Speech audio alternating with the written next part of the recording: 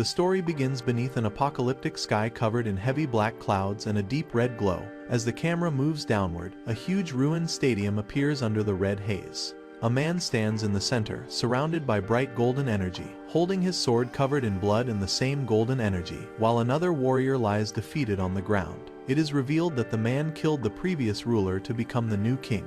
He is incredibly powerful, capable of defeating a mighty knight easily without even breaking a sweat. He's a merciless and cruel ruler who launches airstrikes on cities that refuse to support him.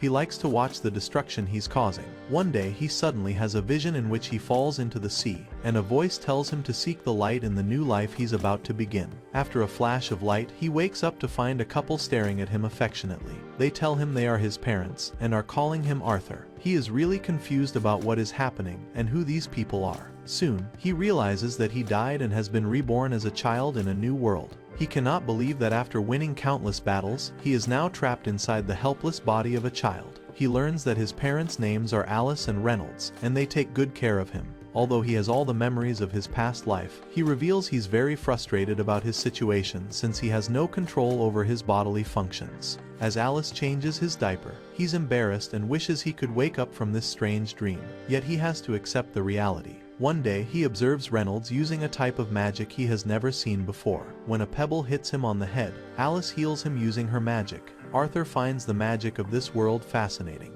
Next we see Reynolds defeat a monster using the same magical power, and it is revealed that he is part of a group of adventurers. When he returns home, Arthur notices the blood on his father's hands and decides he must learn more about this world, especially the powers people possess, and concludes that he must know what his own abilities are. He reveals he often feels frustrated, yet whenever his parents look at him with kindness, he experiences safety that he never felt before, because he was used to being attacked in his past life. A few months pass, and he learns to crawl. He looks at his reflection in the mirror for the first time and reveals he still hasn't gotten used to this little body or his new name. One night, after his mother kisses him goodnight, he climbs out of the carriage and quietly crawls towards the library. He pulls out a book containing information about this world. He learns that he was born on the continent of Dikathan, which consists of 3 kingdoms: Elenoir, the forest nation of the elves; Darv, the nation of the dwarves; and Sapin, the nation of humans. He resides in the Sapin kingdom, where the throne is passed down through inheritance. Compared to his advanced world, this appears to be an underdeveloped world. He then pulls out another book focused on magical knowledge and learns that the main source of magic is called mana, and it has 2 applications: augmenting and conjuring. Augmenters use mana to enhance their bodies and gain incredible physical strength, while conjurers project mana outward to manipulate their surroundings. He further learns that people can use their mana core to concentrate the mana flowing throughout their bodies, though most individuals get their powers during adolescence. He realizes the concept is similar to Ki from his old world, so he immediately focuses on his core. However, before he can proceed further, his mother finds him and carries him out of the library. Even so, he still wants to practice magic. 2 years later, his mother writes in her journal that Arthur is a curious child, but she worries because she has never seen him smile. Suddenly, she notices Reynolds teaching him how to hold a wooden sword and asks what he's really trying to do. He replies he's teaching him the basics, though she scolds him for giving a weapon to a child who can't walk properly yet, while he notes that his mother can be scary sometimes. Next, Arthur visits the town with his mother and observes the weapons and magical stones being sold there, and his favorite thing he likes to watch is people doing magic. Because he never experienced a real family in his former life, he enjoys spending time with his parents, and he is getting used to their kindness, care, and love. Alice admits she already knows he sneaks out of bed to read books, though she loves seeing his eyes light up while exploring the town. She believes he may one day become a great adventurer like his father, but deep down she hopes he can live a more peaceful life. Later, he watches his father's training while using his mana core and feels fortunate that he can study magic at home. At first, he thinks Reynolds is not strong enough, though Alice tells him to wait because he's only just getting started. Then Reynolds swings his leg and slams it into the ground. Arthur realizes his father is an augmenter. Later, his mother takes him for his nap. Though he wants to read books, he uses his charm to try to change her mind, and eventually she gives in, allowing him to read for a little while before walking away. Finally, he has the opportunity to use his experience to activate his mana core. However, he loses control, causing a giant explosion that destroys part of their house and injures his father. His parents rush inside and are shocked to find him floating in midair surrounded by golden energy. He is happy that he can finally use his full potential now and calls it the beginning. Suddenly, the broken ceiling collapses above him. He fails to run away, but his parents save him in time. At that moment, he realizes his parents will always be there to protect him, and they both start crying, revealing that he is okay.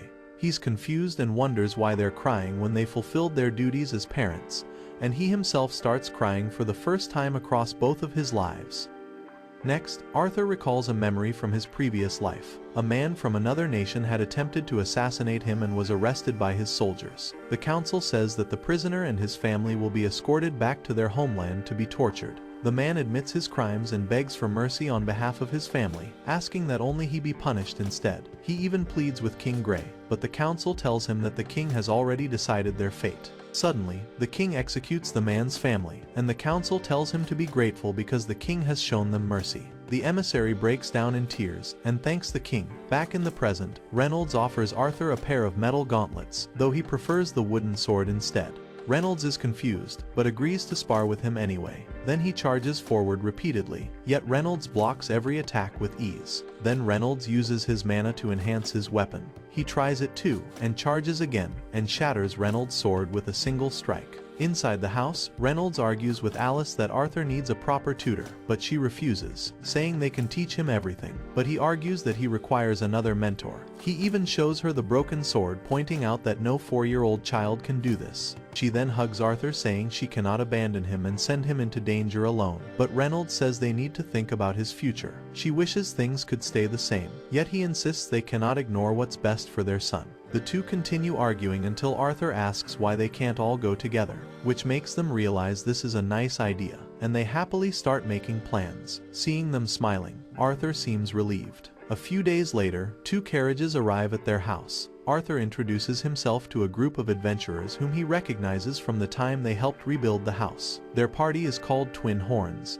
the same group his parents were once part of. Their leader introduces himself as Adam Crench. Suddenly, one of the members, Angela Rose, hugs him tightly and says he has become even cuter since the last time she saw him. Another adventurer introduces himself as Durden Walker. The short-haired woman is Jasmine Flamesworth, while their archer is Helen Shard. Soon they begin their journey. Alice asks him whether he's excited about his first major trip. He nods, although he thinks their transportation is primitive compared to the airships and road networks from his previous life. Even so, he enjoys traveling alongside his mother. During a rest stop, he reveals that they're heading to Xyrus City to find him an instructor and that the adventurers are here to protect them. Suddenly, a pack of wolves attacks. They all fight and defeat them with ease. Arthur notes that Adam, Helen, and Jasmine are 3 augmenters, while Angela and Durden are conjurers. That night, they cook and eat the wolves they killed. Arthur admits he didn't expect better food. When he notices Alice looking tired, he asks if she needs to rest, but she says she's fine. Then she notices Reynolds' injured arm and immediately heals him. The others stand guard, and it is revealed that Alice is a rare emitter mage capable of using healing magic, and this ability makes her both valuable and a target, which is the reason they chose to live in the countryside. Adam wants to have a late-night training session with Arthur. Adam uses his spear while he uses his wooden sword, with the others watching them with excitement. He wonders if they have forgotten he's a 4-year-old child and how long he can keep up. Adam enhances his spear with mana, so he channels mans into both his sword and legs with colored energy. He charges forward and disappears just before reaching Adam and reappears behind him. Everyone is stunned by his speed, and the two engage in a one-on-one duel until Adam blows him into the air using wind magic. Fortunately, Angela catches him safely with her own magic. The others scold Adam for being too rough on a child. Adam argues that it felt like fighting a monster. Jasmine approaches Arthur and asks how he used mana on his legs to increase his speed. Arthur realizes that she's really curious about it. The next morning, they continue their journey. During every break, Arthur trains and learns skills from each of them. He values all the knowledge and new things they're sharing. He also shows Jasmine how to concentrate mana around her legs for better speed, which only makes her more curious about what else he knows. And she also shares her food with him. On his birthday, she gives him a knife as a gift to thank him for everything he taught her, and teaches him how to use it. The others find this surprising because Jasmine is not a very social person. As they prepare to resume the journey, he notices that his mother is sick. When he asks if she's okay, she reassures him that she's fine. As the group reaches the mountains, they are suddenly attacked by a group of bandits. They shoot multiple arrows, but Angela blocks them easily. The bandits surround them, and their leader tells them not to harm Alice or Arthur, because they would be worth less if injured, and then orders them to attack everyone else. While the twin horns fight the bandits, Alice tries to comfort Arthur. Arthur realizes that their side has more experienced fighters, but the enemy has the advantage of numbers. Soon, Reynolds is thrown into the cart carrying Arthur and Alice. Alice wants to heal him, but he refuses to risk exposing her powers, and tells them to run away. Arthur insists that he can fight as well, though he orders him to use his strength to protect his mother instead. He then reveals that she is pregnant, and Arthur realizes the true reason for her sickness. When Reynolds signals him to go, Arthur runs away with Alice as fast as he can. The bandit leader orders his men to chase them, but Reynolds attacks him, while the other adventurers clear a path for Arthur and Alice to escape. Arthur finds it ironic that someone who destroyed countless families in his previous life is now running to save his own. He believes that they must be safe now. However, a bandit mage attacks them. Arthur reacts just in time to save Alice, but the attack sends him over a cliff. While falling, he uses Jasmine's knife to drag the mage down with him to protect Alice. Angela and Durden try to save him, but their magic cannot reach him. As he falls, he realizes he finally understands why the emissary from his old life thanked him. For the first time, he feels genuinely happy because he was willing to sacrifice his life to protect his family. His only regret is that he will never get a chance to see his sibling. At the bottom of the forest, Arthur wakes up and wonders where he is. Then he hears large footsteps approaching, and a large monster greets him by his name. Arthur is terrified when he sees the terrible monster before him. Unsure where he is and assuming it is the enemy, he charges forward. However, the monster casually flicks him with its fingers, sending him crashing to the ground. The monster claims to be his ally. It approaches a mysterious glowing fruit, says he must be hungry, and puts it in front of him. When he tries to move, he experiences a lot of pain, causing him to cry. The monster tells him to be careful of his injuries and is fortunate to have survived the fall. He is still confused about how he's alive, but the creature tells him to eat the fruit to regain his strength, so he does. He wonders whether his parents survived. The monster admits it doesn't know the answers he seeks, though it can use its sight to find out what happened. It shows him a vision revealing that his parents are safe and that their party continued their journey. He breaks into tears, hearing that they're safe, and thanks the creature. The monster finally introduces herself as Sylvia. Suddenly, a mysterious girl's voice asks what she should do, while an older woman replies that she already knows the answers. Over the next few days, Arthur's injuries gradually heal. He wants to return home as soon as possible, but Sylvia explains that they're near the edge of the Elshire forest, which is full of monsters and bandits. She adds that she can create a portal to a city, though it requires a lot of strength, so he picks up a stick and begins training. She is glad to see that he has fully recovered. Arthur says that her looks are frightening and that she's very secretive. He wonders if she may have been injured in a battle, yet despite everything, she is kind, gentle, and patient. He meditates, focusing his mana, which surprises Sylvia, who is surprised that someone as young as him already possesses mana and can use magic. She asks whether he understands the technique she's using. He replies that she's gathering mana while casting magic at the same time, and compares it to an airplane refueling in mid-air. She explains that humans don't know everything about mana and that it is possible to gather mana from the surroundings while using it at the same time. He wants to learn this technique, and she asks what he intends to do once he learns such power. He remembers the bandit attack and says that he will kill anyone who stands in the way of achieving his goals. She strikes him again and refuses to teach him. He asks whether killing enemies is wrong, and she asks if he enjoys taking lives and wonders if she hit him too hard. He says that he's fine. She explains that she could easily kill him if she wanted to, yet she chooses to be gentle. He says that she prefers her gentle version, and she agrees, saying that anger and hatred are the fuel of violence, destroying everything in their path.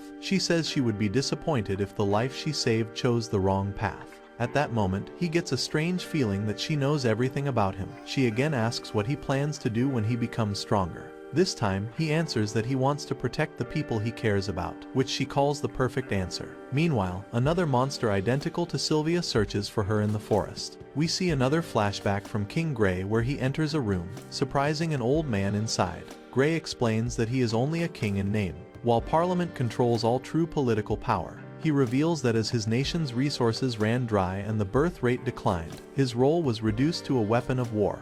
The old man calls him the greatest king their nation has ever had. He praises Gray for restoring glory to his people and asks why he's here. But Gray simply walks away, saying that he's done. Moments later, his crown shatters on the floor. Back in the present, Sylvia instructs him on how to use the technique. She explains that mastering it will greatly improve his ability to use magic. He says that in his previous life as King Gray, he was not blessed with magic, so to prove his strength he chose violence. Finally, all his efforts are successful as he learns the new ability. Suddenly, she strikes him again and orders him to stay quiet. He wonders what's wrong and looks through a crack between the rocks and sees the second monster in the cave. Sylvia asks how the other monster found her. It replies that it wasn't hard and orders her to return with it. When she refuses, it attacks her with a giant energy sphere that she blocks, but it weakens her. Arthur worries about her safety, though she tells him not to. The creature orders Sylvia to stop resisting. Instead, she laughs and finally reveals her true form as a white dragon. The dragon attacks the monster, who reminds her of the cost of using such power, yet she says that she can no longer afford to hide herself. The monster fires multiple energy spheres, and she shields herself with her wings. She worries for Arthur's safety, and the monster prepares another attack. At the moment, she uses one of her abilities to temporarily freeze time so she can talk to Arthur. Arthur asks how she did it, and she explains that it is simply one of her powers. Then she opens a portal for him to escape, but she couldn't find his parents' exact location and hopes that he meets them soon. He is sad to leave her behind, but she reminds him to use his strength to protect the people he loves. She then gives him a magical crystal, one of her feathers, and marks both of his arms with tattoos similar to her own body markings. She tells him to be patient because when the time comes, he'll get all the answers. She also reveals that she could have sent him home earlier, but she selfishly wanted to spend more time with him. He asks if there's a way to save her because he can't bear losing her. She gently replies that this is her fate. He begins crying that, after spending so much time together, they must part ways. He tells her that he doesn't care she's a dragon because he cares about her and calls her grandma, which makes her emotional. She thanks him for calling her that and finally forces him through the portal. As he passes through, he begs her to come with him, but before he can say anything else, the portal closes. She restores time and immediately gets hit by the energy blast and crashes to the ground. As she bleeds, the monster approaches. However, she suddenly attacks it, causing a giant explosion in the forest. Suddenly, the mysterious woman asks if that was enough, and the girl says it was great and that she can take over from there. While traveling through the portal, Celia asks Arthur if he remembers all the lessons. He promises that he won't forget any of it, though he admits he feels sad. She says she wants him to be happy, but he can't do that. She replies that with time he'll find the way. She also reveals that she always knew he had once been the strongest king in his previous life, and tells him to follow the path of light. Later, he wakes up alone in the forest and promises that he'll do his best. Suddenly, he hears a girl shouting in the distance and rushes toward the sound using his magic. He jumps across the treetops and he sees slave traders transporting a young elf girl. He remembers that the bandits who attacked them earlier wanted to kidnap him and Alice for the same reason, so he gets angry. But he recalls Sylvia's words not to let rage and hatred control his heart. The slavers throw the girl into the cart and start moving. As they camp for the evening, Arthur considers chasing them to the nearest village, but realizes the girl could be harmed before they ever get there, especially after overhearing them talking about having some fun. He quietly begins meditating and waits for nightfall. He wonders why the wolves are obeying the humans so obediently. Looking closer, he spots magical collars around their necks. He throws a few pebbles to enrage them. One of the men angrily kicks the wolves to silence them. Just then, Arthur appears behind the man and attacks him. When he hears another man coming, he grabs the dead man's knife and kills the second man as well. When a third slaver arrives to check on them, he quickly moves and injures him. He then faces the last man standing, who says he will sell him as well. The man reveals himself to be a mage who thinks that Arthur would probably sell for even more money than the girl. The mage attacks, but Arthur dodges just in time. Arthur then throws his knife, yet the man catches it easily before charging forward and kicking him away. The man grabs him upside down and declares that he has no chance of winning. Then Arthur burns his leg with fire magic, and then swings his knife right through the man's head, killing him instantly. He then approaches the injured man who begs for mercy, but Arthur kills him as well before finally freeing the elf girl. She asks what happened. He replies that she's safe and can return home. He then covers the slave traders' bodies. She asks why he's doing that, and he explains that some things are not meant for children to see. However, she quickly points out that he's also a child, and asks what really happened to the bad men. He replies that they suffered an unfortunate accident and that she's safe now. He picks up a travel bag and says goodbye. Unfortunately, she immediately grabs his arm. Although she tries to hide it, she's really terrified of being alone. He explains that he's looking for his parents and believes she should be safe on her own since she's an elf. She quickly argues that nobody is safe while kidnappers are still around. Inside, she's furious that he's actually going to abandon her. He realizes he has no choice but to escort her home, meaning he has to travel in the opposite direction from where he wants to go. Though the decision makes her happy, he then wonders what to do with the enslaved wolves, but she suggests setting them free. He worries they might attack them, but she doesn't think that and removes the magical collars, and the wolves immediately run back into the forest. With that, the two begin their journey. The next morning, they stop for breakfast, and she introduces herself as Tessia Aerolith. As he serves her a bowl of food, he remembers Sylvia doing the same thing with him. She doesn't like the jerky soup he cooked, and wants something sweet. He then decides to observe her behavior so he can learn how children his age are supposed to act. She becomes curious about why he's alone in the forest, and he explains that he became separated from his family, which makes her believe they have something in common. When he asks about her family, she explains that her parents are usually busy, leaving her grandfather and caretakers to look after her most of the time. Neither of them really knows where they're going. Soon, a few glowing bugs float around Tessia. She explains that elves use these creatures to mark their path, and she puts one on his ear, which looks like a glowing earring. He learns that she wants to become a mage once her mana awakens. She also explains that elves follow a master and apprentice education system. As they continue walking, he notices that one of the wolves they freed is following them. That night they set up camp. He tells her to go inside the tent while he stays on guard because of the wolf. As he's alone, he wonders why Sylvia gave him with the magical stone. Tessia asks whether he's sure that he's going to stay awake all night. He insists he's fine and isn't tired at all, but she continues questioning him. Eventually, he realizes she's actually afraid of sleeping alone. She argues that he should keep watch from inside the tent instead, yet immediately asks him not to leave her alone and to stay nearby. She asks whether humans are perverts who keep multiple wives, but he refuses, saying it's a lie, and soon she falls asleep. Watching her, he wonders if his sibling also sleeps like that. The next morning, they climb beside a waterfall. He feels relieved that she seems to have forgotten about the slave traders and has grown comfortable around him. He admits that he was initially annoyed that he had to help her instead of searching for his parents. But it's not so bad. As they continue walking, he suddenly feels a sharp pain from his mana core. Tessia worries about him and starts searching for herbs that might help him. As the pain worsens, the wolf suddenly appears carrying a dead animal in its mouth. When Tessia returns, he tells her to stay back. The wolf quietly places the animal on the ground before walking away. He's confused, but she believes it is simply thanking them for setting it free. That evening, they cook the animal and share the meal. Arthur realizes there is still so much more to learn. She also gives him several mushrooms she found, claiming they should help ease his pain. Later, inside the tent he wants to sleep, but she continues telling him stories about her village. She admits that she wants to visit the world, but her parents never allow it. Eventually, he fell asleep before she finished talking. The next morning, he's still suffering chest pain yet doesn't want to tell her how much it actually hurts. She asks if she can call him Art instead of Arthur because that's what friends do.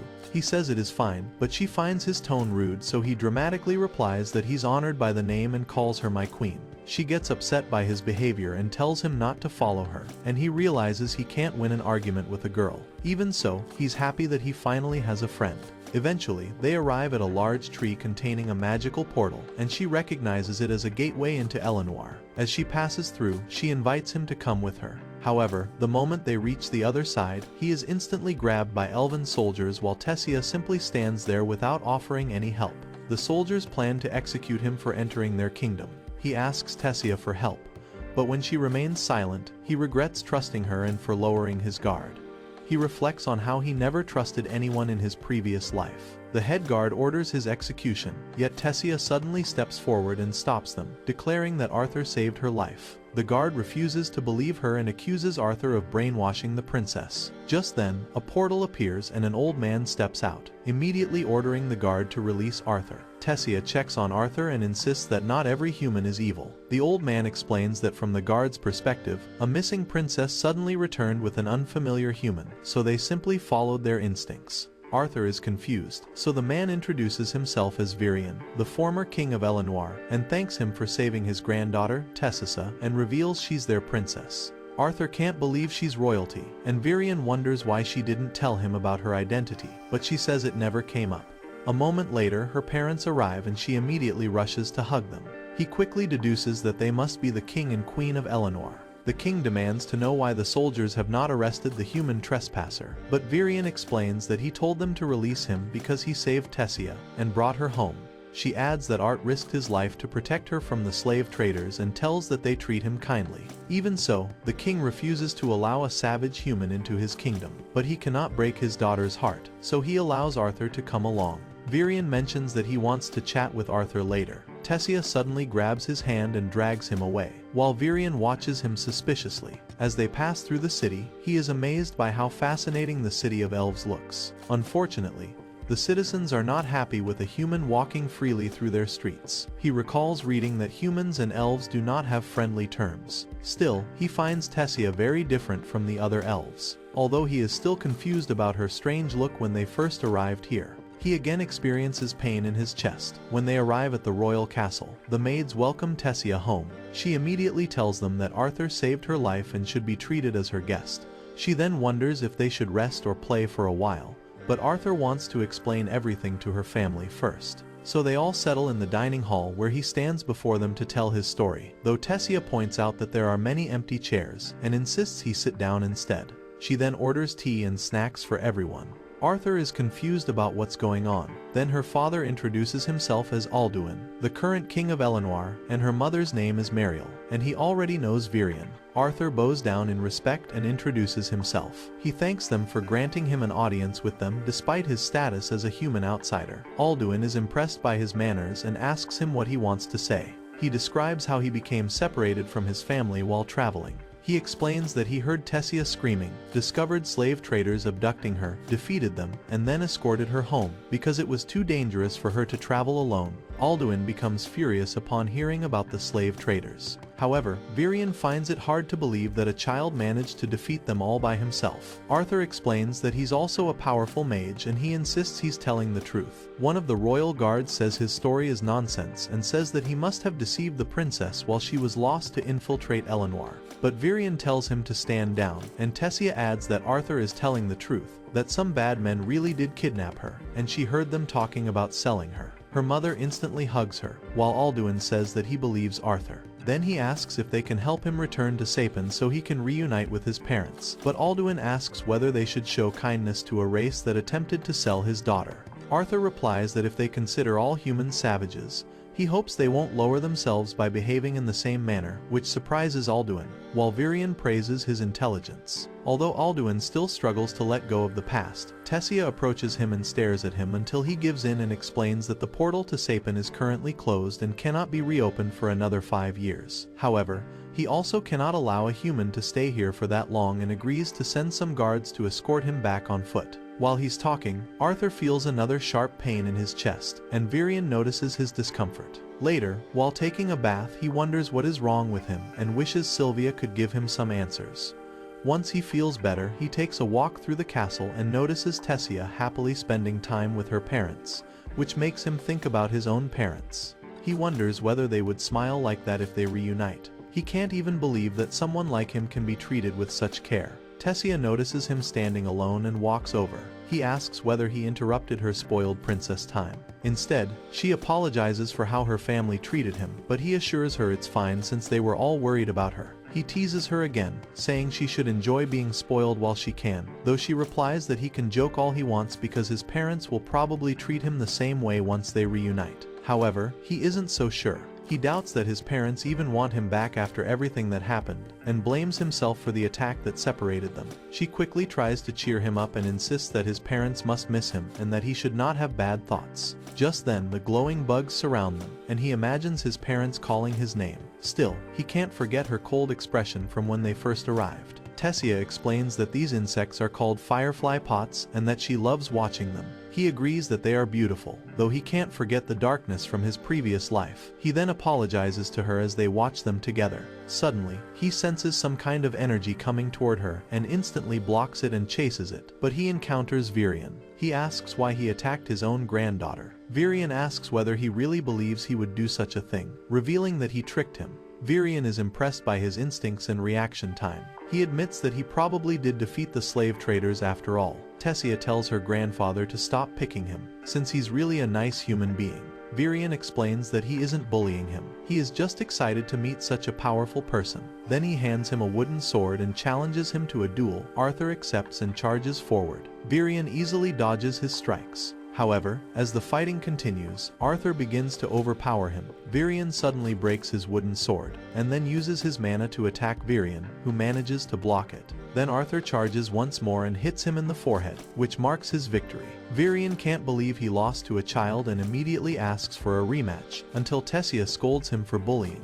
Virion then offers him to become his apprentice. Arthur is unsure what to do and declines the offer, explaining that his priority is reuniting with his parents. Virion asks whether he would reconsider if he could somehow inform his family that he's alive. Before Arthur can reply, he again feels a sharp pain in his chest. Virion reveals that he has acquired a beast's will technique, and if he doesn't start training, he will soon die. As he sleeps, he has a strange dream where he experiences a sharp chest pain, and suddenly a shadowy monster appears from inside him. He wonders if the monster represents his inner darkness, waiting to take over his body. He wakes up and finds Tessia sitting over him. She wishes him good morning and tells him to get up, but he says it's one monster after the other. She gets angry for calling her a monster and tells him to get up since Virion is waiting for them. When she asks if he's staying, he says that I'm not sure. Princess Tessia, which makes her mad because she doesn't like it and tells him to hurry up. When they both reach outside, they find Virion waiting for them in a carriage. Despite Alduin's objection to letting Arthur stay in Elenoir any longer since it's against their traditions, but Virion says he likes the boy. Just then, Tessia reminds them that Arthur saved her life, but Alduin tells her that this doesn't concern her. Virion tells them to stop arguing and says they have to leave now. As the three of them leave while Tessia sleeps, Arthur generously calls Virion Grandpa, which Virion takes in good humor. Seeing Tessia resting her head on Arthur's shoulder, Virion reveals that she woke up earlier in the morning, and that, as the sole heir to the throne, she hasn't had many true friends and was often manipulated, so she rarely allows anyone near her. Yet, whenever she's around him, she can't stop smiling and thanks him for bringing happiness into her life. Arthur believes that he can also trust him because he's not egoistic enough to thank a child, despite being royalty. When they reach the destination, she wakes up and they head inside Virion's friend's home. Surprisingly, Virion kicks the door and yells at the old hag to open the door, and a few moments later, a woman comes out saying that he doesn't need to shout like that. Virion introduces her as her friend Rhynia, a mage with a unique skill, and explains that she's willing to help Arthur with his request. Rhynia invites them in to get started. As they walk in, they see a large number of books. Arthur wonders how Rhynia's specialty will help him. He asks if her spell is really going to help him contact his parents. She confirms it, explaining she's a diviner. She senses there is something different about him that even she couldn't see. Though she reveals she can catch glimpses of his past and present life, he only wants to talk to his parents, so they are ready to begin the spell, and she tells him to focus on his parents' images in detail. First, he describes his mother. Then, he describes his dad with blue eyes, short brown hair. Just then, he watches his parents have Arthur's favorite dish for lunch, and they grow sad thinking about him. They were very devastated when he fell down the cliff earlier, and they were forced to continue the journey. After reaching Xyrus City, they bid farewell to Twin and moved to a new house, and his father got a job. Reynolds blames himself for telling Arthur to run away with Alice that day. Suddenly, they hear Arthur's voice. He tells them that he's alright and right now he's in the city of Elenoir and contacting them with a magical spell. He reveals that he really wants to see them, but he can't come home yet since he's ill and will be home once he is cured. They are happy to know that they're alive, and he gets emotional and vows never to make them worry like that again. He then agrees to become Virion's apprentice. Back at the castle, Tessia argues with her father again, who eventually agrees that Arthur can stay here. Virion adds that he's now his apprentice, and if anything happens, he'll take the responsibility.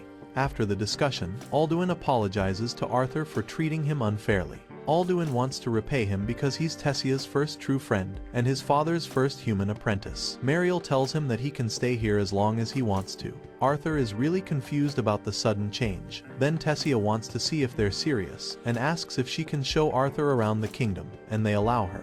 While they run through the market, he finds it fascinating, and she tells him about a famous stall with the best desserts. She seems very excited to show him around. However, Arthur stumbles into a boy, who calls him disgusting human. A few more children joins him to insult Arthur and wants him to return where he came from. Arthur says that they're the most cliched bullies he has ever met. Tessia tells him to ignore them but is in mood of mischief. The boy introduces himself as Ferrith of Sar and he wants to escort Tessia away from this filthy human which will harm her reputation. Just then, Arthur mocks him asking if his name is Ivysaur, which offends him. As Ferrith fumes in anger, Tessia laughs at Arthur's joke but he doesn't stop there. He acts like Ferrith is some kind of royalty whom he would show his respect before telling him goodbye. He and Tessia turns to walk away, but Ferrith tells them to stop and he challenges Arthur to a duel. Tessia asks if he's really going to fight Virian's apprentice, but he says he can't let this grave insult to go unanswered, and asks if he's too afraid to fight him. Arthur wonders if children dueling is common in Elenoir, and he cannot refuse the challenge since it would dishonor Viren, and accepts his challenge. Tessia then officiates their duel with the people gathered around to watch it. When the duel begins, Ferrith charges with a smirk. However, Arthur just knocks him down with a single punch and wonders if he strike him too hard. Tessia states that she tried to warn him and then grabs his hand, forcing him to continue their trip with a big smile on her face, and Arthur is also enjoying her company.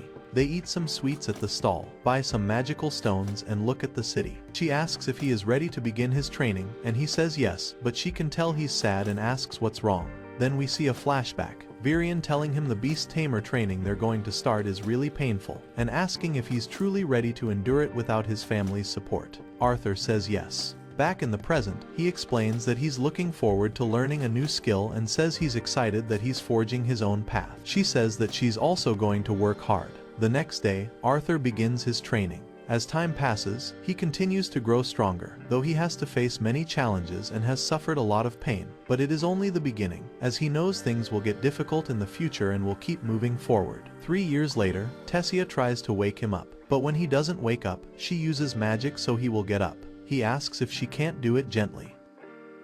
Outside, she explains that her parents are leaving to attend an important meeting. Suddenly, she offers him a burger. As he takes a bite, he simply replies not bad. Tessia becomes annoyed when he dodges all her attempts to get a better reaction, clearly upset that he didn't appreciate her more. Virian declares that they've warmed up enough and tosses them both wooden swords to start training. Smiling, he says they're ready for the next phase. Virian explains that after gaining control over mana, a mage usually focuses on mastering one of the elements: earth, wind, fire, or water.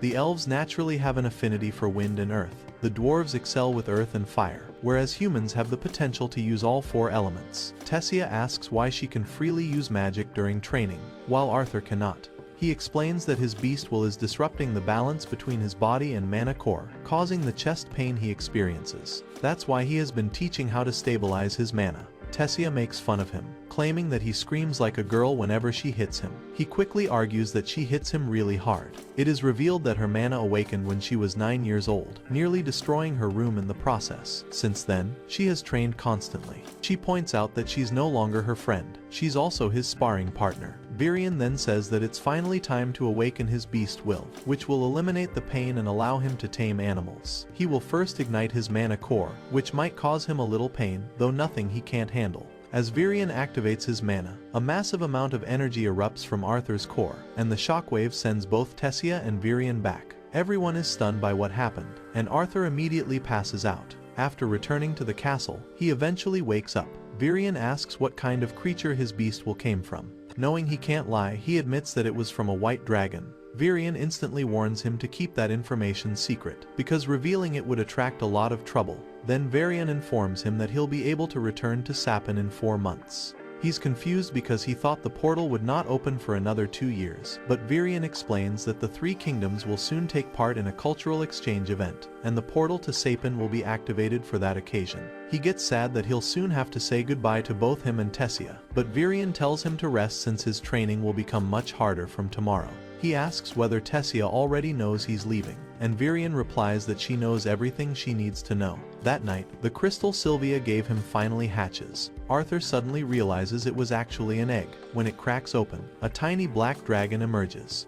He gently picks it up and comments on how cute it is. Unfortunately, it bites him, and the bite mark begins glowing, and he can now understand what the creature is saying. He names her Sivi, which is based on her mother Sylvia. The next morning, Tessia enters Arthur's room to wake him up, and the moment she sees Sylvie sleeping next to him, she screams in excitement and says how cute she is, even though Sylvie doesn't like it. Later, while walking through the forest, Tessia wants to hold Sylvie. When they meet Virion, he's shocked to see an actual dragon and tells him not to give him a heart attack like that. He thinks that the egg finally hatched because it sensed that Arthur had gained control over his beast will. However, he advises him to tell everyone that she's a mana beast rather than a dragon. As they begin training, Virion explains that as a beast tamer, he now has two cores, a mana core and his beast core. The most effective way to use them is through constant combat. Suddenly, Virion surrounds himself with a dark tornado and transforms into a shadow beast, who challenges Arthur to a duel. Arthur always knew he was powerful, but this is on a different level. The shadow Virion moves so quickly that he can barely follow him and he surrenders. He admits that he's going to have nightmares and that he couldn't sense him. Virion explains that in shadow form, they can suppress smell and sound, and this technique is known as advanced sorcery. Then he tells him that they should continue. Over the following weeks, he dedicates every moment to learning everything he can. He trains hard against Virion's shadow form, and he is confident he's gradually improving. During his free time, he plays games with Tessia like a normal child. One day, they're in the market. Tessia gets upset with Arthur, and they encounter Ferrith for the first time since the duel. Although Arthur pretends not to remember him at all, which offends him again, and challenges him. Only he loses again. Then Arthur tells him that it is great to see him again, and it turns out he only wanted to become friends with him. Arthur asks whether he plans to take part in the cultural exchange, and he replies that everyone wants him to go. But another boy adds that it is actually mandatory for them. Arthur then wonders why Tessia cannot go. Ferrith jokes that they don't want their delicate princess to get lost again. She immediately becomes furious and punches him so hard that he goes flying. Seeing the crowd gathering, Arthur quickly grabs her and pulls her away. Once they're far from the market, he scolds her, saying that a princess cannot go around attacking her own people whenever she gets angry. However, she's sad because he's leaving and because all the other children are going away for the exchange. She also doesn't like him being angry with her like that, and she runs away, calling him mean. Later that night, she sits alone in her room. Arthur sends a few glowing bugs through her window. When she asks what he wants, he suggests walking through the forest. As they wander through the woods, she asks if they should really be outside this late. He jokes that if they encounter kidnappers again, they'll run away. As they camp, she's forcing herself to stay awake so they can talk. He suggests returning home, but she doesn't want to. At one point, she gets scared seeing a monster, but it turns out to be a tree, though she says she's not afraid, and claims she is just cold, so she adds more firewood to the fire. She asks about the human kingdom, but he hasn't spent much time in the city yet. Then he notices that she has fallen asleep. The next day, he prepares to leave Elenoir.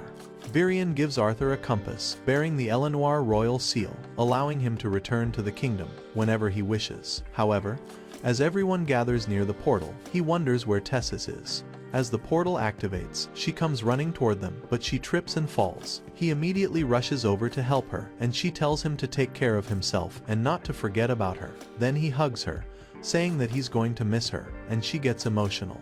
Arthur passes through and arrives in Zyros, the floating city. And after saying goodbye to the elves, he heads toward his parents' new home, where his little sister opens the door. And when Alice and Reynolds come running after her, Arthur says, "I am home." His parents are glad to see he's finally alive and safe. His sister tells them not to cry, and he recalls his father telling him that his mother is pregnant and he needs to save her and his future sibling. He then greets his sister, and Alice reveals her name is Eleanor. They want to know all about what happened after he fell down and asks about his illness. He reveals he's fine now, and Eleanor is confused about what's happening, and Alice says it is his brother from all the stories she told her. Arthur says that he's thrilled to finally meet her, and Sylvie jumps into her arms. After that, he told them everything he has been through, although he kept the meeting with Sylvia a secret. He told them how he met Tess in the forest and how he spent his time recovering in the kingdom of Elenoir. He explains that his illness was related to her mana core awaking earlier than expected.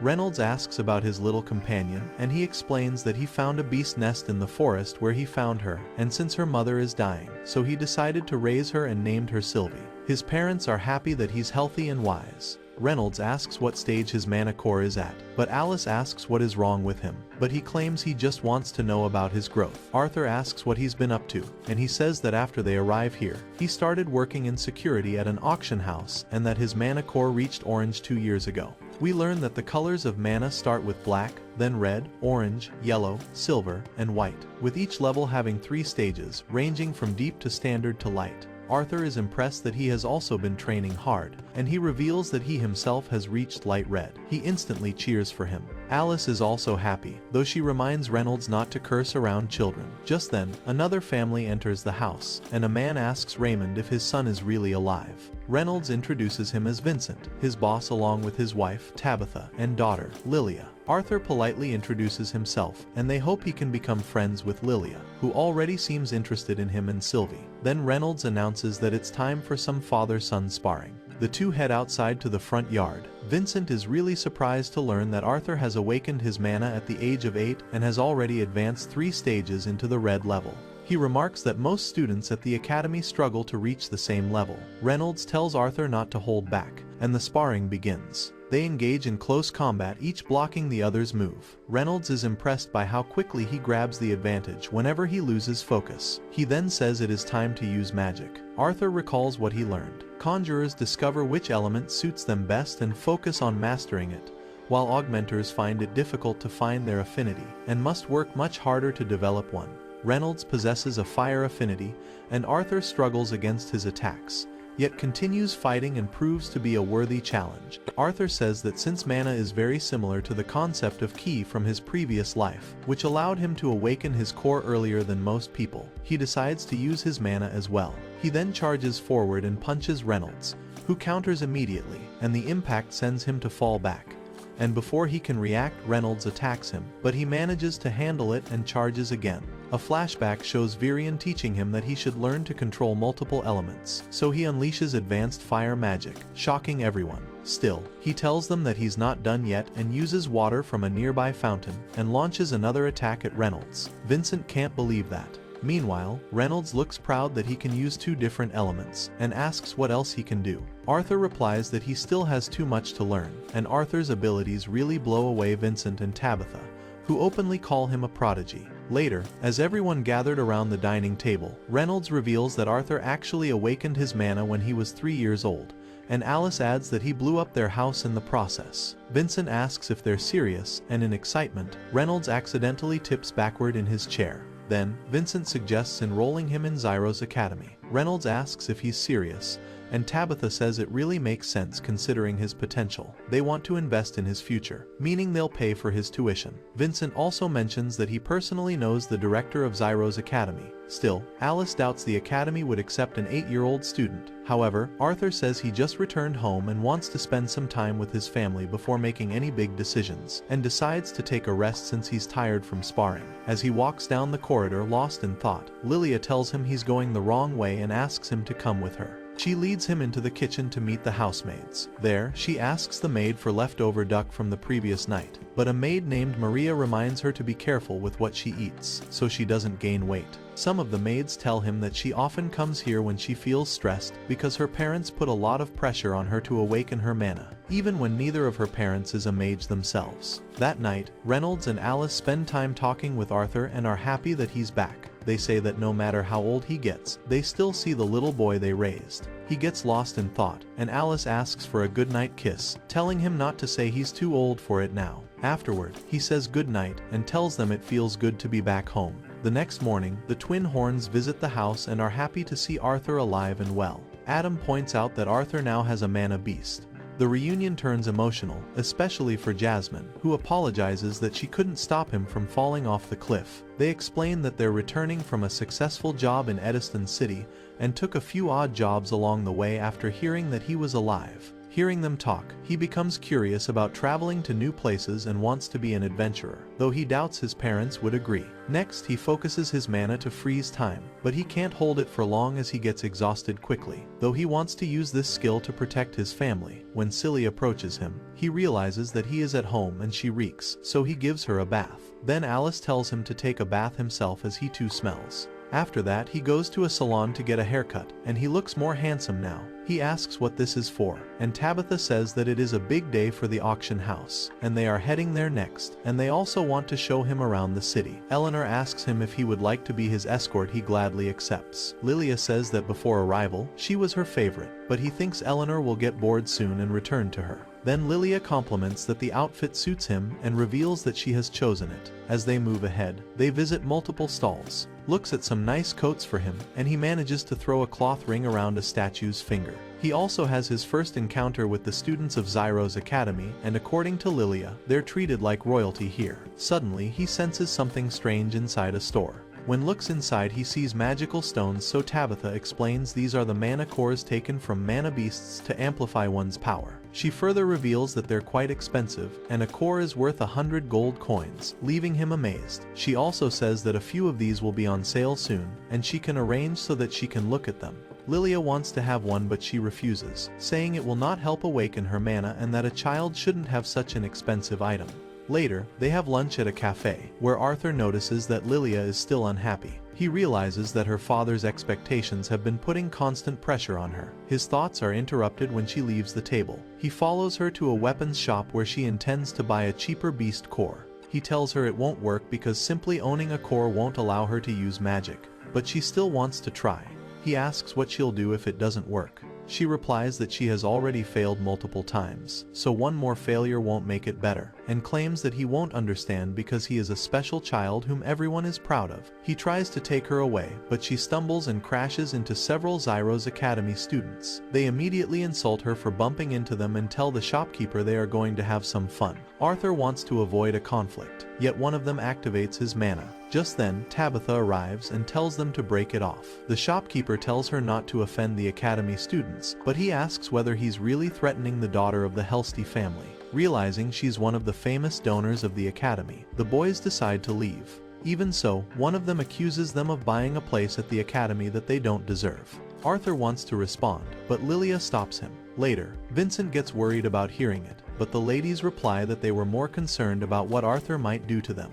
Lilia apologizes for everything, though Vincent says it's fine and asks Arthur whether he has made a decision. Suddenly, Lilia lashes out. She accuses them of being ashamed of her because she can't use magic and claims they want to give her spot to him. Tabitha denies it, but Lilia yells that she hates them and Arthur too. Later, Arthur knocks on Lilia's door and invites her to dinner. Instead, he notices a butler who informs him that she's in the kitchen. We learn that ever since Lilia was young, Vincent has constantly talked about her attending the academy and becoming a sorcerer. Because her mana never awakened, she has convinced herself that her parents would rather have Arthur than her. Arthur interrupts her chain of thought and tells her everyone is worried about her. She then apologizes for being jealous and admits she feels like he has stolen her father's attention. He says that was never his intention, but she says her parents must be tired of watching her fail. Just then, he tries to comfort her by saying she needs to calm down, and everyone knows how hard she has been working. He tells her about Tessia and how she always supported him when he was separated from his family,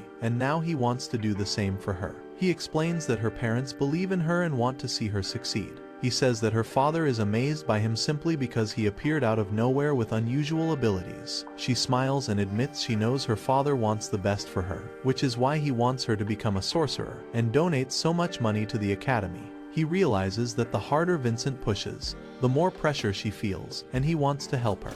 Afterward, he tells her parents that she left the house. He explains that she wants to become a mage, so he sent her somewhere she could learn to awaken her mana. Vincent is shocked and asks why Arthur did something so serious without consulting them first. He replies that it was what she wanted, and that if she had asked them herself, she might never have gone through with it. Then he hands him a letter from her, in which she writes that she knows she's becoming a burden unless she learns magic, so she intends to keep training no matter how long it takes. Vincent realizes that he had been pushing her too hard and says it was his fault for telling her that becoming a mage would guarantee her a happy future. He says that he loves his daughter no matter what. At that moment, Lilia enters the room and Arthur tells her that he was right. Vincent asks what's going on, and Lilia apologizes for lying to them, but Arthur also apologizes, saying it was his idea and he never meant to manipulate the situation that way. Vincent says it was all his fault for forcing her so hard and tells Lilia that she can do whatever she wants as long as she is happy. She then mentions that she wants to attend the academy someday and become a sorcerer.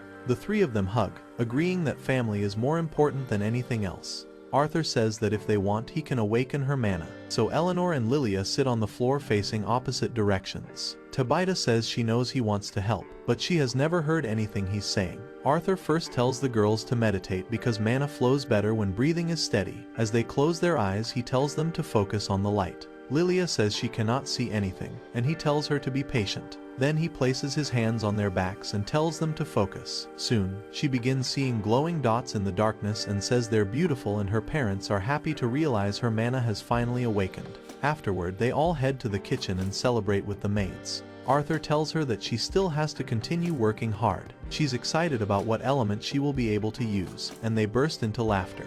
Meanwhile, a royal caravan arrives at the auction house. When night falls, they arrive at the auction house, which Eleanor says looks like a palace. Alice worries that they might attract too much attention, but Tabitha tells her to relax.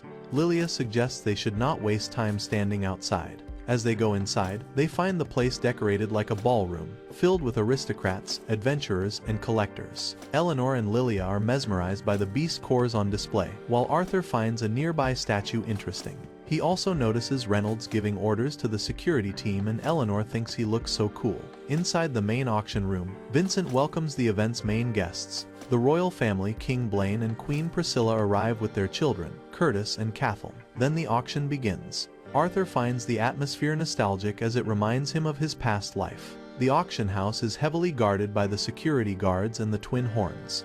The first item in the auction is a magical knife starting at 50 gold coins. Arthur notes that high-quality weapons can hold enchantments and wishes he could try one himself. Next, he notices some special masks being auctioned. Alice asks whether anything caught his eye, but he says they cannot afford them.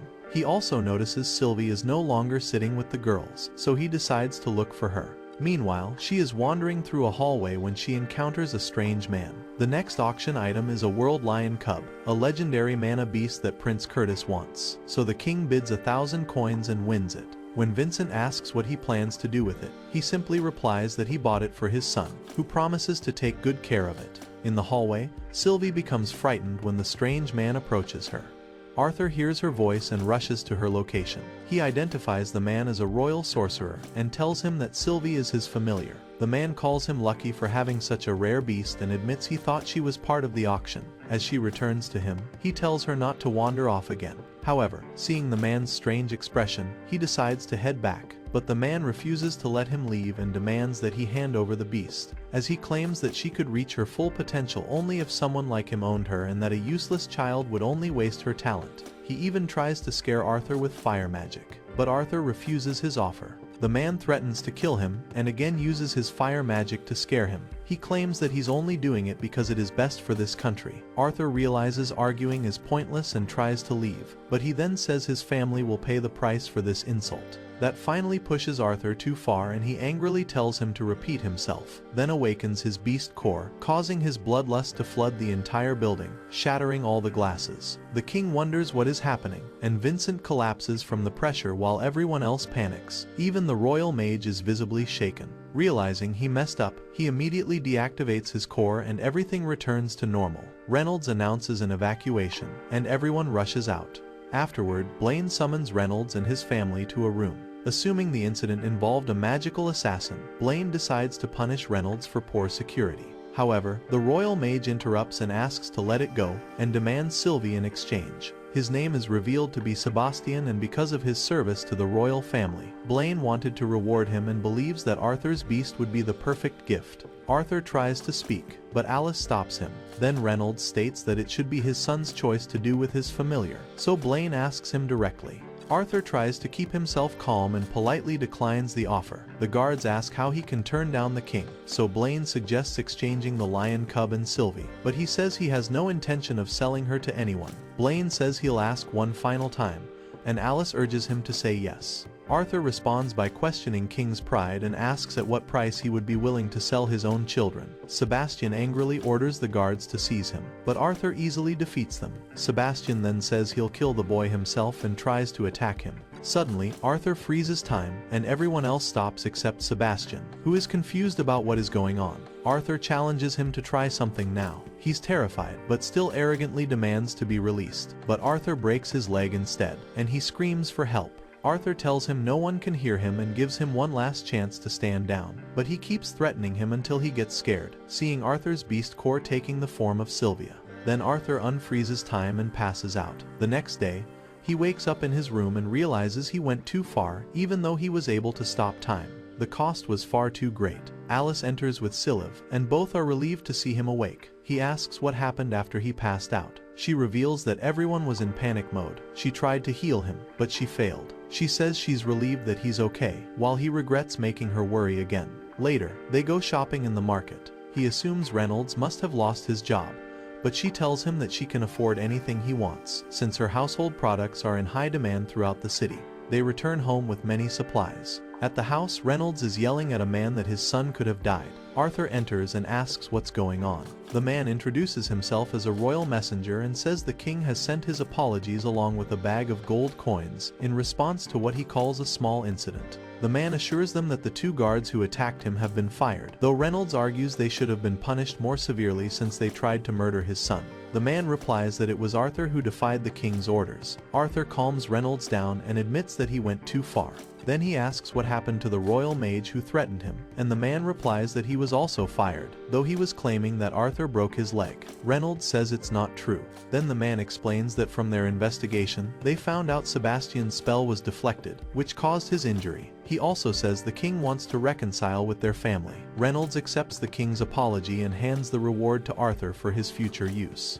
Arthur thanks him, and he says that it was right. Still, Arthur is unhappy with how things ended and realizes that he cannot stand against an entire nation by himself. The next morning, he decides to visit the academy. He sees a strange owl staring at him, and when it flies away, he follows it into the forest and meets a mysterious woman who says she has been waiting for him. He finds it hard to believe that he's standing right in front of the prestigious academy's director Goodsky. She is curious whether the stories she heard about him are true. She then creates a protective barrier around them, and he can sense how powerful her mana is, which is what he expected. Because of that, he decides to show her his full potential. He uses wind magic to launch stones at her, but she easily breaks them apart. He then uses the earth magic to create sharp blades, which she effortlessly deflects as well. He then charges at her, only to be caught inside a cyclone she created and thrown away. She's impressed by his abilities, though she thinks he's overconfident. She then says let's end this now and create powerful sound waves. He is surprised that she can use sound magic, which causes sharp pain through his ears, but he manages to hold up when she stops. She declares that he has passed the test and offers to teach him how to use wind magic properly. She also notes that besides wind and earth magic, he has other abilities. He admits he can use water magic as well. Then she asks why he came all the way here to showcase his powers. He explains that he showed her his abilities because he needs power and influence.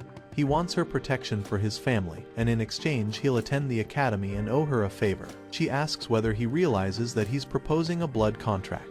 He says he's fully aware and believes he is offering something valuable. She agrees with that assessment. He also requests to defer his enrollment until he reaches the appropriate age. When she asks why he's willing to wait 3 years, he explains he wants to spend some time as an adventurer. She hopes he can convince his parents, but he hasn't told them yet. Afterward, he uses Vincent as an intermediary to explain his powers and his plans to become an adventurer to his parents. Alice immediately refuses, saying that he just came back, and scolds Reynolds for even considering the idea. Reynolds suggests that Arthur could travel with someone who would look after him, but she insists he's still too young. Arthur interrupts and promises that he'll return home every few months. Alice asks if he means it, and he assures her that he does. Then Eleanor asks why he has to leave again, but he tells her he's still staying for a few more days. He explains that he wants to explore the continent and learn everything he can. He also wants to experience the same adventures they once had. In addition, he wishes to test the skills he has learned to measure his true strength, something he cannot do while staying home. Alice tells him not to keep secrets from them anymore, though he knows there are still things he cannot reveal. Reynolds finally agrees, but only on the condition that he has to take someone from the Twin Horns. When they ask the adventurers, Adam immediately refuses, saying he is scared of him. The others quickly call Adam rude, unpleasant, and lazy. Reynolds explains that he knows he's asking a lot, but it would mean everything to him if one of them agreed to go. Jasmine volunteers for the task. The others are surprised since she prefers working alone, but she is ready to do it. Reynolds admits he was hoping Helen or Durden would accept instead, but Jasmine's combat skills make her the better choice. Alice asks if she's sure, and seeing Jasmine's determination, they think that she's the best one for the job. Later, they find Lilia meditating alone. Eleanor becomes upset that she's practicing without her. Arthur is impressed by how seriously she's working on her abilities. Then he says he wants to visit the auction house to find a weapon. There, he meets Vincent, who allows him to look around. Meanwhile, back at home, Alice wonders if they should go pick him up, but Reynolds tells her to be patient, because he's fine. Arthur is having a hard time finding the right sword. Some are too heavy, while others feel too weird. Disappointed by the options, he begins looking at other weapons. Suddenly, Sylvie leads him to an iron staff lying on the floor. He says he's not looking for a staff, but she insists that he try it. When he picks it, he finds it heavy and unbalanced. Then he discovers that it is actually a sword inside the staff, which can only be drawn when infused with mana. It is a beautiful sword, and he wonders if it's truly a weapon. Unfortunately, it is still too heavy for him. He notices an inscription reading Dawn's Ballad WKIV, and it suddenly gives him a shock, causing him to drop it. When he picks it up again, he notices that it has become slightly lighter. Even stranger, the handle seems to have resized itself to his grip. He says that he has held many swords before, yet none have ever felt this perfect. He begins practicing with it against a few empty barrels. He recalls hearing stories about magical artifacts that instantly bond with their owners and adjust themselves to suit their wielder. Soon Reynolds arrives and says it's time to head home. He chooses a much cheaper sword to show them. Reynolds swings it himself and says it feels slightly off balance. Vincent then notices the staff, and he says that he found it lying around and wants to use it for practice. Vincent admits he knows nothing about it and decides to ask the warehouse manager, who reveals that an old man once threw it at him, calling it useless, and ran off. He suggests having a specialist examine it. Arthur apologizes, saying he didn't realize it might be valuable, and asks Uncle Vincent if he can keep it. Since Vincent believes it is just a cheap old staff, he gives it to him without hesitation. Afterward, he spends the next few days with his family while continuing his training. He also notes his progress every day. On his 9th birthday, they celebrate with all their close friends and family. After a grand feast, it's time to open presents. He receives a magical healing glove from Alice. Vincent gives him a pair of rings and explains that if Arthur and Alice wear them, her ring will glow if his mana ever drops to a dangerously low level. Adam gives him a communication scroll that can send emergency messages and allow his parents to reply quickly. Arthur thanks everyone for the thoughtful gifts and promises to continue working hard. Alice simply asks that he return home safely. While packing for the trip, he reflects on how different his life has become. He now has a family and friends who genuinely care about him, so he vows to do his best to protect them, and for that, he knows he must become stronger. As he prepares to leave, he says goodbye to his parents. Reynolds reminds him that he doesn't have to solve every problem all by himself, and with teary eyes, Alice tells him that she'll be fine, and then he departs on a new journey alongside Jasmine. Next, Jasmine takes Arthur to the Zyros Adventurers Guild so he can officially register as an adventurer.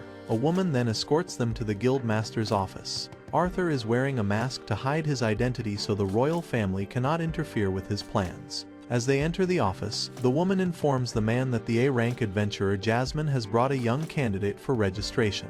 The Guildmaster introduces himself as Caspian Bladeheart, who informs them that all the new candidates must pass a written exam, but they can proceed straight to the final evaluation, and tells her that her father has been looking for her.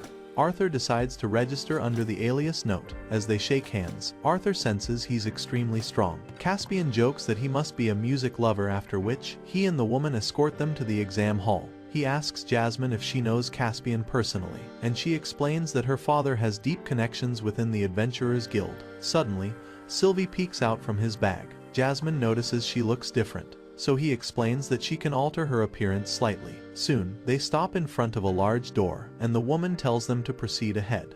Beyond the doors lies a massive arena where young adventurers are demonstrating their abilities through combat trials. The examiner congratulates a girl named Diane for passing and awards her a C rank. Then the announcer calls a boy named Elijah. However, after having a discussion with other evaluators, he announces that Elijah is exempt from the exam and has been granted a B class. The audience wonders how he received such a high rank without being tested. Then comes an arrogant half-elf boy named Lucas, who has the fire affinity and is on the light orange stage. Jasmine finds his stats quite impressive, while his ears remind him of Tessia. When the match begins, Lucas summons a flame guardian, but the examiner easily stops it using her earth magic. Then Lucas climbs the rock and rains fire in the arena. Arthur wonders whether he can maintain control, which he fails to do, forcing the examiner to let the flames out. However, when she begins giving feedback, he attempts a sneak attack on her, which Arthur prevents by throwing his sword. Lucas demands a rematch, claiming that a nobody interfered with his test. He is informed that it was already over, and because of the cowardly attack, he is granted a B rank. As he is escorted away, he warns them that it is not over yet. Then it's Arthur's turn. Jasmine wishes him luck before he enters the arena. The announcer remarks that they have no information about Note, but after sensing Arthur's beast mana, he gets scared. Then Caspian himself steps up to conduct Arthur's evaluation. Despite the announcer's objections, Arthur notes that he's about to face the guild master of the largest guild in Sapien, a double-A-class adventurer, and he knows it'll be quite challenging. After the duel, he also earns a B-class adventurer card. Guild officials are concerned that so many children are becoming B-rank adventurers. Caspian explains that the recent cultural exchange program has led guilds to lift the ban on elves and dwarves, resulting in more talented young adventurers applying. He also reveals that Lucas's mother is an elf. They also ask why Elijah passed without an exam, and Caspian says that his family is well connected, and according to a rumor, he was raised in the Dwarf Kingdom. They are also curious why he personally chose to evaluate the masked adventurer, and he admits he has no idea about Note's identity. All he knows is Jasmine Flamethrower is acting as his guarantor. He also says he is a talented swordsman. Although his moves still resemble those of a child, his potential is far greater, and he predicts he will be a powerful adventurer when he grows up.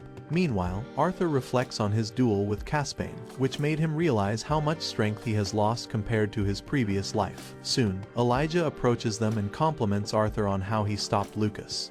At that moment, Lucas asks whether the newly promoted B-rank adventurers are having a gathering. Arthur says they don't want to invite someone who breaks the rules. Furious, Lucas grabs Arthur's collar and says that he's no match for him. This attracts a lot of attention from the nearby adventurers, so Lucas backs off after giving him a warning. Then Jasmine takes Arthur to a training camp assigned to low-ranking adventurers to gather quest materials and gain experience. She tells him they still have a long way to go and immediately starts running. Arthur admits he never underestimated her, but her speed surely catches him off guard. He says the entire day has been full of valuable lessons. He reflects on his fight with Caspian and admits that he struggled to keep up with Caspian's speed. He says it was difficult to find an opening. Suddenly, there are multiple explosions nearby, and a wild boar appears from the forest and begins attacking the adventurers. Jasmine tells him to run and wonders how the beast ended up here. They soon find that it escaped from captivity and killed the adventurers. The beast charges at them, though they manage to dodge. Then it uses its long tongue to attack. Arthur wants to fight, but she orders him to stay back while she takes on the monster. Unfortunately, it quickly fights back and is about to eat her. Arthur jumps in and saves her. When the monster shifts his attention to other young adventurers, Arthur wants to help, but his past self tells him to be patient and wait for the right moment to attack. So he restrains himself until he gets a chance, and he slays the boar.